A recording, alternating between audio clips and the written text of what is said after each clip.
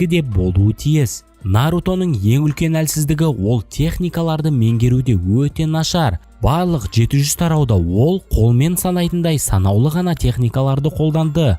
Түрлену, көлеңке клондары, шақыру, призыв, расынганның екі түрі. Дегенмен кейіпкер сыртқы әлсіздігін ішкі ерік күшімен жеңіп шықты. Ол табандылықпен қайта тырысып, нәтижеге жеткенше тоқтамайды. Сондай-ақ қоғамда өмір сүруге арналған ерекше дағдылары арқылы мықты. Оның күшіне де Наруто бірліктің, қауымдастықтың күші дегенді білдіреді.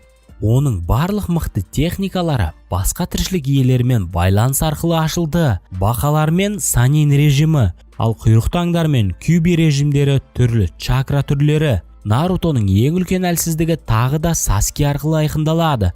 Саски жалғыздықтың символы ретінде негізінен өз арсеналындағы техникаларды қолданады. Оның күшінің бәрі Нарутода